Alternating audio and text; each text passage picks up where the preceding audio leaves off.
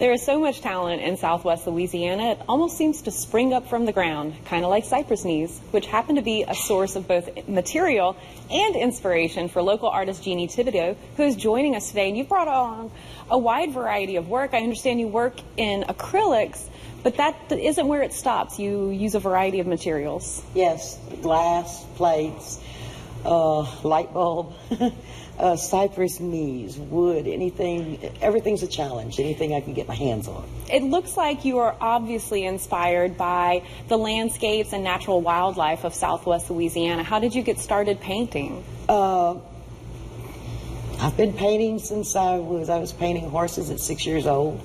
I started painting landscapes 3 years ago, and each one is a challenge. And every time I'm out in nature, because I paint, I pay more attention to details, and everything is like I said, like a challenge. Everything is a challenge, and you brought along some of your plates. Yes. And these are native birds. Yes. The bluebird, the cardinal, the woodpecker. I don't know what kind of woodpecker, but it's a woodpecker. And, of course, the man setting his trout lines, checking his trout lines in the bayou.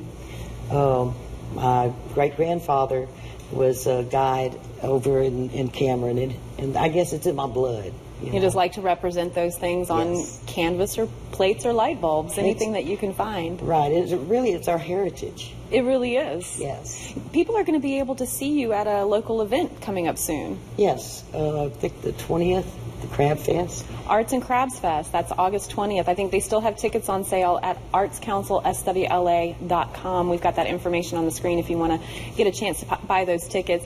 I want to spend a few minutes talking about a cypress tree that's very dear to you. Yes, 30 years ago, planted this cypress tree. Well, after Hurricane Rita, we weren't in the house where we moved to mobile home, and we're closer to the cypress tree. Never thought about it. It's a beautiful cypress tree.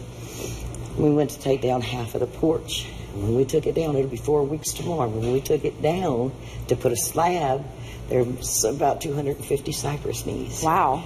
I know. And I sat there and I cried and I said, what a curse. What are we going to do? I mean, you couldn't even walk. That Sunday morning I looked and I told my husband, go get the chainsaw. He said, what you going to do? I said, I want those cypress knees. I'm going to carve them. And I did. And each one got a little better and a little more detail. And that's what you brought along here. We're taking a look at. So you've created all of these in just 4 weeks? Yes. That's incredible.